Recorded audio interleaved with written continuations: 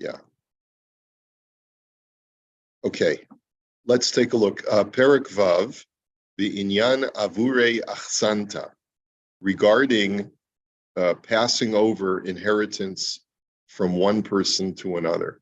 So he says, Rav Cohen says, Hinei adko asaknu liyasher hahidurim shebetzavaot anuhugot bizmanenu shlo yehi bahem chashash shel gezel. He says, up until now, what we've been dealing with is trying to make sure that any will document will not impinge on the prohibition of gezel, of stealing from a rightful heir. Amnam nosaf al zeh yesh od laha'ir b'tzavaot elu mehadik arsinun b'ksuvos nun gimel amid aleph v'vav basra kuf lamed gimel amid beis. But he says, but there's another concern that we have, which is based on the following two Gemaras. Amar le Shmuel Rav Yehuda shinana lo tihi have ba'avure achsanta. He says, sharp one, you should never be involved in passing inheritance from one person to another. What that means is something that needs to be carefully defined. Va'od amru bazeh sham b'baba basra shahotzakein ein ruach hachamim nocha himenu.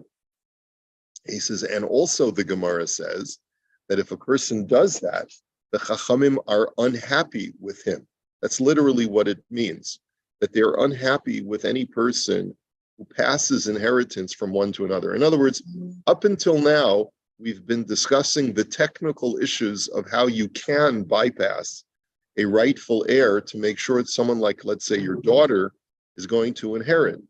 But there's another concern, and that is, what is the rightful way that a person should apportion his estate to his heirs in such a way that he does not violate this concern, which is, don't mess around with your inheritance. Don't disproportionately give out your inheritance. V'hachi kaimelan b'shulchan aruch Choshen Mishpat siman reish pei beis. And he also quotes, I'm not sure what this sefer is. He says that the lashon ein ruach chachamim nocha himenu in yano lomar dehu isor mamash ve'eno rak chumra ba'alma delav midina. He says one of the Meforshim says that this is not just to tell, when it says the chachamim are not happy with you, it doesn't mean that it's a discretionary thing. It's actually an usher thing to do. The Chenkas of Harashbam, and so did the Rashbam explain.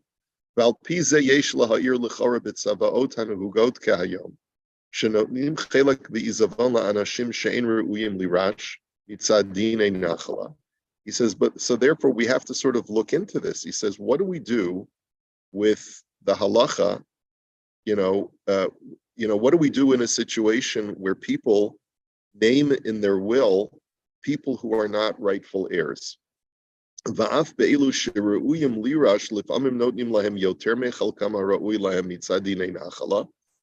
do you do sometimes, even when you do name all of your heirs? Let's say you don't give a double portion to your firstborn. Okay, let's say you figure, you know what? My firstborn's a great kid, but I'm only going to give him the same amount that I'm giving to all of my other children. Is that the correct thing to do, or is it not? So if, let's say, I name a beneficiary in my will who's not an heir, am I allowed to do that? Am I allowed to take away or redistribute certain aspects of my will? He says, so first, let's see why it might be permitted to do that. So first of all, if a man has a daughter and he has sons, okay, even though she's not entitled to be an heir according to the Torah, because daughters are not recognized as rightful financial heirs,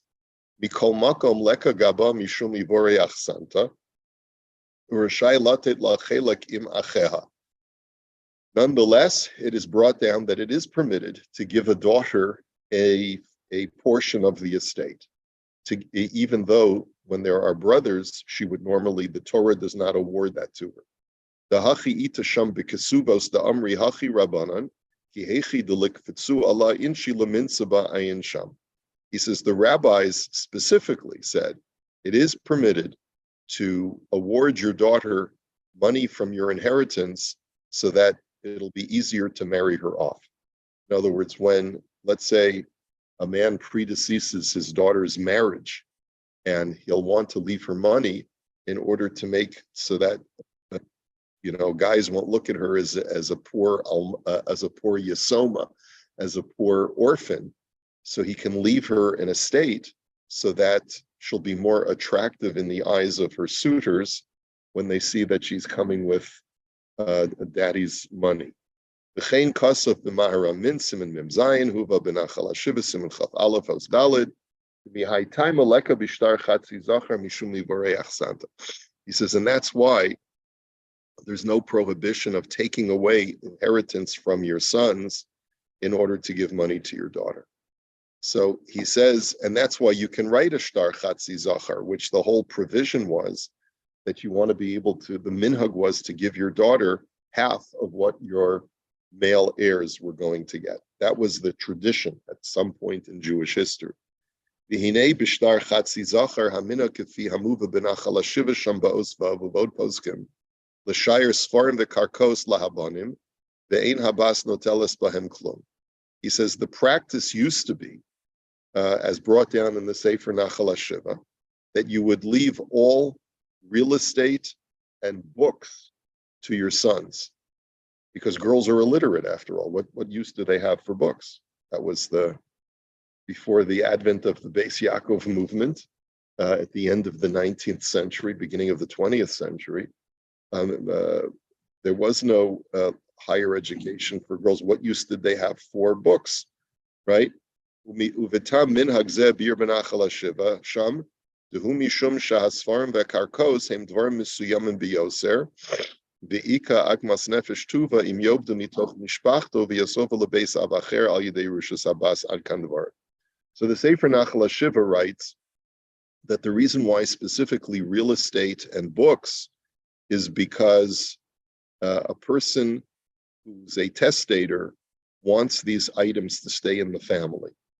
He says, if you leave real estate and books to your daughters, they could end up getting married and it'll go to their husbands. And it causes anguish for a person to know that something that he left, that he wants to stay in the family, will go into someone else's family. Okay, that was the reason. Obviously, this is a very patriarchal society that we're dealing with, right? In other words, things have changed considerably in the last century from the way they were for 1,000 years before. Whereas people don't realize how dramatically things have changed within society. But up until 100 years ago, and perhaps even less, maybe a half a century ago, society was extremely patriarchal and financially run by males. And women were very much under, at least socially, under the domination of their husbands. Uvachasam sofer chelik even ha'ezer simin kuf mem zayin yayiv behu taimei achrisi behu deikr yerusha diksiva lahedja b'torah b'karkos hu diksiva. And he says another reason that's brought down by the Chasam Sofer is that an estate is primarily real estate. The lo ratzu lakar yerusha diksiva lahedja mihas litlo min habein ulasito labas. And the rabbis did not want to see the primary estate, which is the real estate, be transferred from the rightful heirs to a daughter. Zehu taima de karkos, that would be the reason for why you should not give real estate to your daughter. The time at this far mishum di karmheim laoskim b'torah. He says in the why the books? He says because what's the use for books? It's for people who study Torah. Uvazeh hasfar nosenes dezacharim da'aski b'torah liros v'nosta lo mifkidi al talmud Torah lo liros ayin sham b'yeser bir. And boys are commanded to study Torah. Females have no commandment to study Torah, so why leave them the books? Okay, these are certain things you want to come home and share with your wife, and certain things you don't, right? So just a word to the wise. The gam nohagim lichtov bo chatzi chelek zachar dafka v'lo chelek shalem, shelo lahashvos mamish habasim habein. He says the practice was also to give your daughter 50% of what you were giving to each of your sons. That was the practice, so that there would be a clear, sort of distinct delineation that she does not have the same status as your rightful heirs. Uchedabir b'chasam sofer sham. V'nira shekain roi lasos gam b'tzavos didan laseis labas chatzi chelek habein v'gam l'shar hasfarim v'karkos labanim. So Rav Cohen says, it would seem to me that it's proper to do the same thing even in modern estates. Leave your daughter half of what you're leaving to your sons, and leave your sons the real estate, the books, and not for your daughter. Now, this, of course, these are guidelines, and they have to be guidelines, because I could easily see many situations, and I know of many situations, where a man may have sons and daughters, and the daughters are more frum than the sons. Like, what if the son isn't interested in learning because he's not so frum? And the daughter is the one, she married a guy who learned in Kollel and does daf yomi every day and is very, very frum. And actually, she would benefit tremendously from this farm because she went to university and got her degree in Judaic studies, and she's doing daf yomi now, right? And she's the one who's very, very studious. So all of the, the books, that's for sure off the table. Real estate, you have to assess, you have to see what makes the most sense. So I have not seen anybody that I know abide by these guidelines. But you could make the argument that if indeed, everything else is equal, then I certainly understand why you'd want to leave the Sfarim, let's say, to your sons over your daughters in the event that your sons are B'nai Torah and your daughters are B'nos Torah, but you'd rather your Sfarim that have your name imprinted in them and your notes and so forth go to your sons who will carry on your name. That part I can understand. Real estate, less of an understanding, because most people do not own ancestral property. It's not like I live on Springgate Boulevard in the Koropkin ancestral estate, that's been in my family for centuries, right? No one has that. And so I think people are much less attached to real estate today than they were when these halachos were written. And for that reason, I don't see any reason to give preferential treatment to sons over daughters when it comes to real estate. And as far as the chatzi, as far as the 50% issue, oh my gosh, I was not expecting you here.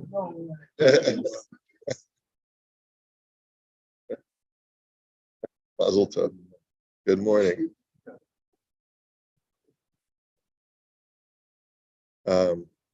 So as far as the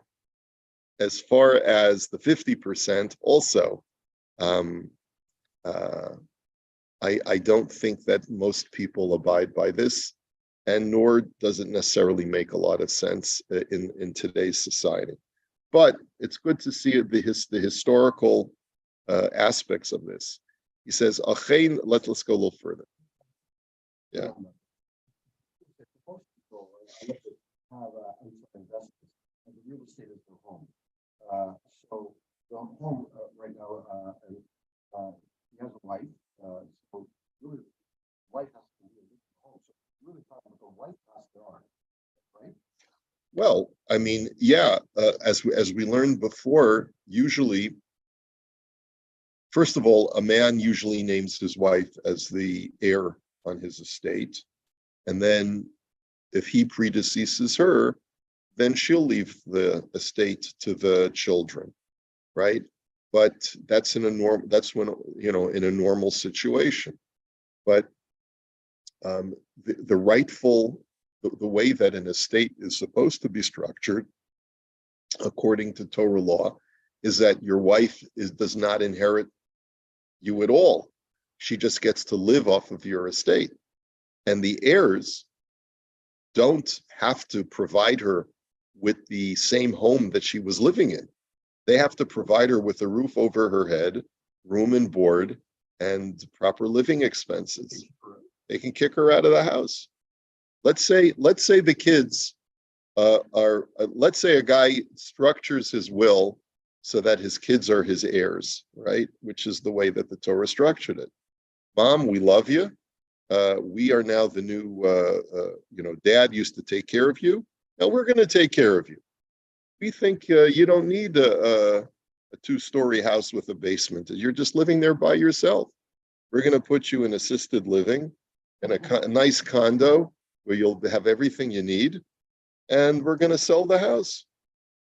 If they are the heirs, then that's their right to do so. So it may not be something that mom wants, and maybe not nice to do that, but that would be their legal right according to halacha. If a person were to structure his will in the standard way that the Torah assigns it.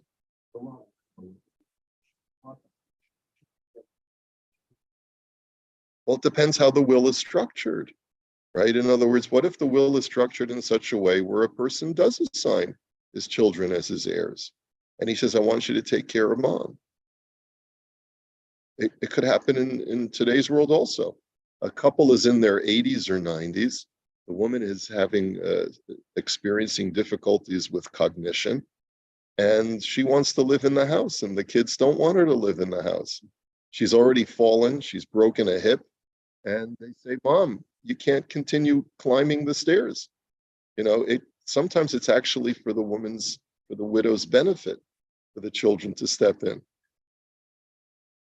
Sometimes it is for the children's benefit. Yeah, right.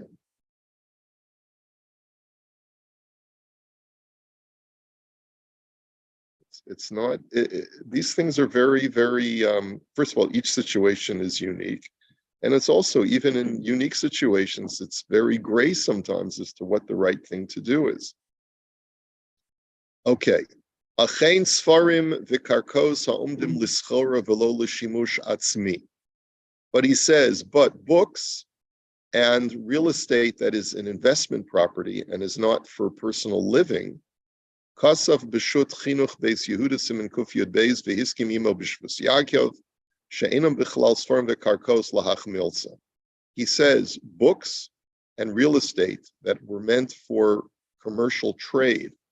So let's say a person has a warehouse full of books that he used to sell on eBay, okay, or let's say collectible books, antiques that were used not for study, but were used for commercial trade. A person would trade in Judaica, or I have a comic book collection, right? So does that mean that my children should get my comic book collection because there's no mitzvah of Talmud Torah in comic books, but it has commercial value, or commercial real estate where it's not meant to live in, but it's an investment property. Okay, so that there's no preferential treatment that needs to be provided to the sons over the daughters.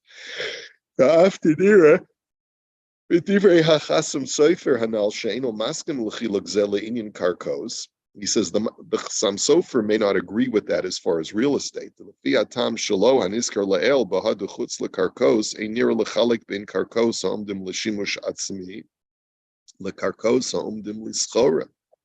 says the Chassam Sofer's reason is that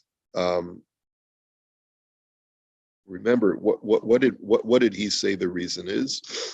He says because the mainstay of inheritance that the Torah is discussing is real estate. So the rabbis didn't want to give a daughter the mainstay of a person's estate.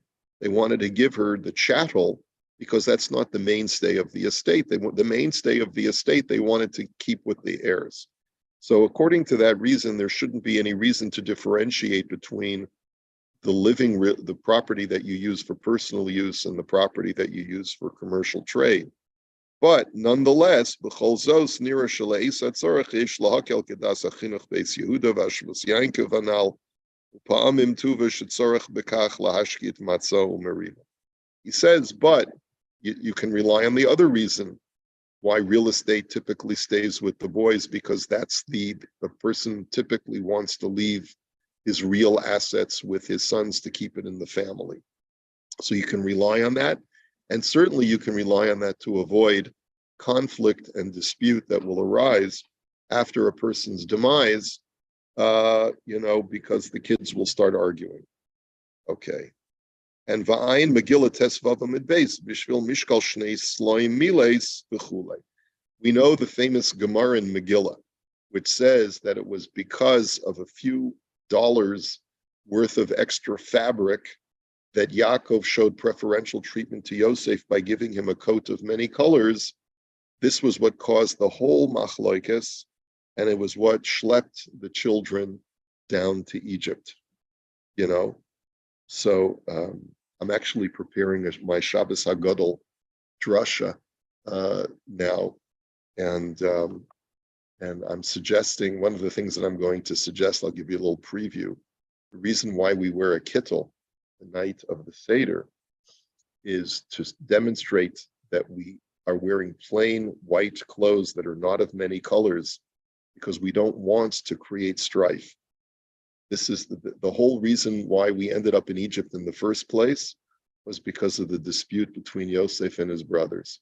So instead of wearing a very elaborate coat of many colors that could arouse jealousy, we wear the plain shrouds of a simple person to demonstrate that whatever caused us to end up in Egypt in the first place is something that we wish to avoid. Okay, so the point is, why is he bringing that over here? A person has to apply real wisdom and discretion in determining how he's going to apportion his estate after his death. Do that which will create the least amount of strife among the children. That's really, really important. And the Minchas Yitzchak certainly says you can be lenient as well. Okay.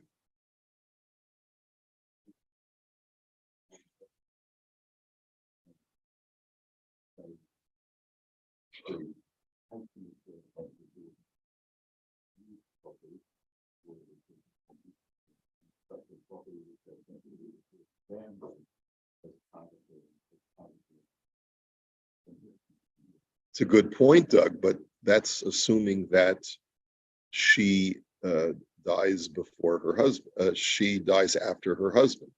In other words, I can leave my daughter a piece of real estate. It'll belong to her and not her husband. Her husband will be able to live off of that property. But then what's going to happen in the next generation? So if she predeceases her husband, he gets the real estate. He could get remarried, and then that piece of property has left the mishpacha. Yeah, even if it's an ironclad, you're at what we call nichse milug. The husband still inherits his wife. The husband inherits his wife if she dies. Yeah, the wife does not inherit her husband, according to halacha. So that's the reason why they structured it this way. Okay.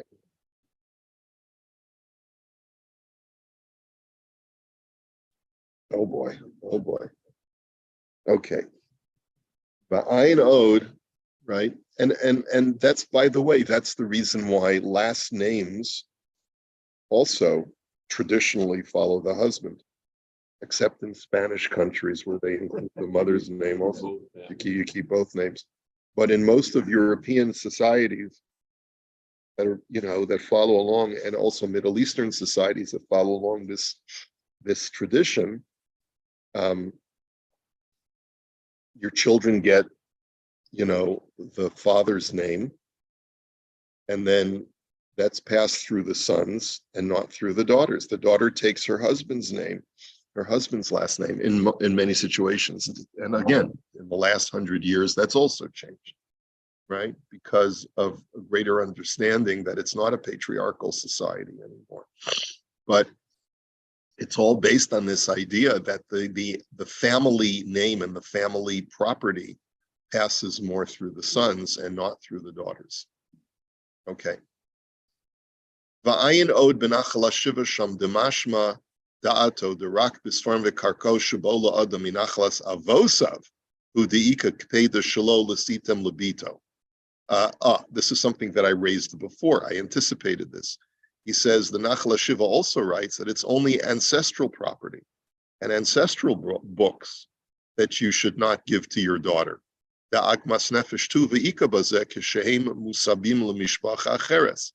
says because that's going to cause agmas nefesh. It's going to cause pain to the testator and the testator's family if they see that those things that were in the family for perhaps generations are being passed along to another family. But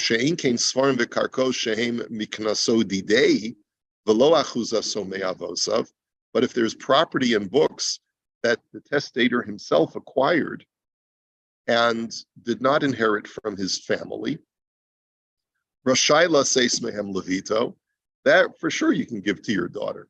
So most real estate that we own is not like your estate from your family, right? He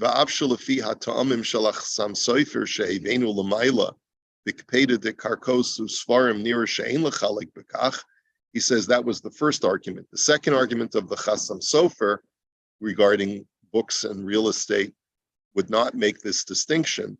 But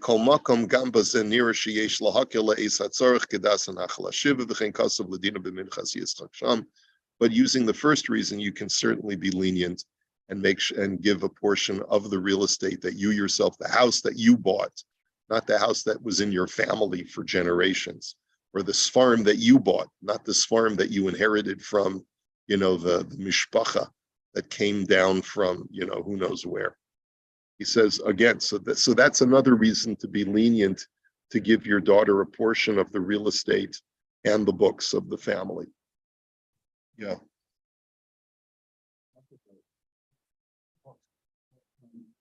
I have a situation where I have an ancestral business, right? That's my true. grandfather started with It's a multi-generational business.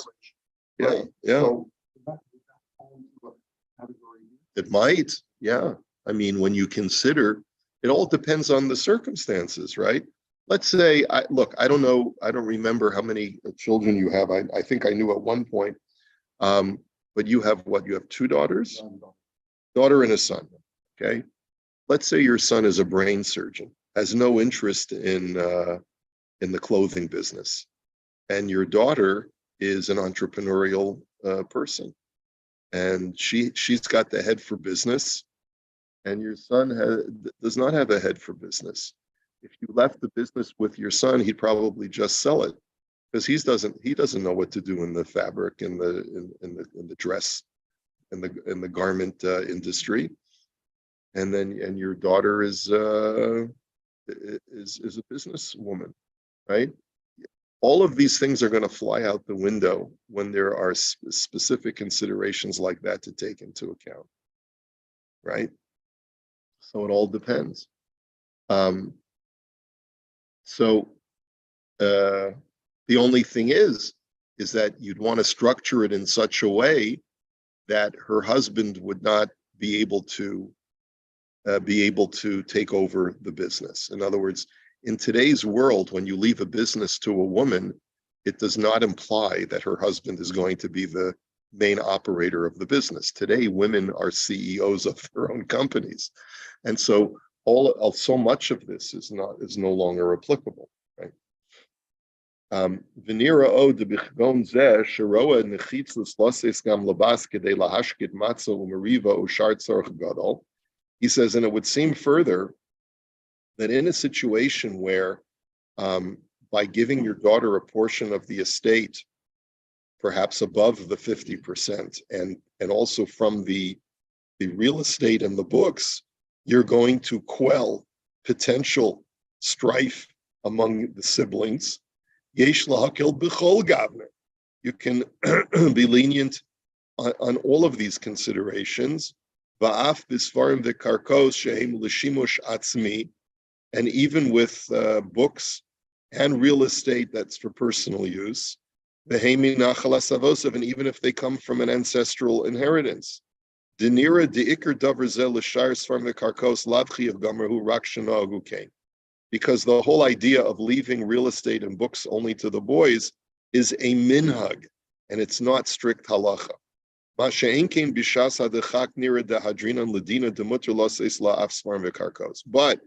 when there's a situation that demands that for the sake of shalom and for the sake of other considerations, you do leave your daughter the real estate and the books, then you're permitted to do so. The gamma shekosafti lamayla sheyesh laseis labas rak chatzi chelek zachar, hainu dafka kishein tzorach miyuchad laseis lo yoser mizeh. He says, and therefore, what I said before, that you only give the daughter 50% of what you give to the males, is when there are no other considerations. There's no reason to give her more. But if you see a need to give her more, to give her an equal portion to your sons, then you are permitted absolutely to do so. And sometimes you would want to give her even more. Let's say she has 9 children, she's a divorcee, and your sons are all set. Sometimes you'll want to give your daughter even more than what you're giving to your sons, because she's more financially vulnerable than your boys are. We'll have to hold it here for today. We will continue. All right. So this was actually very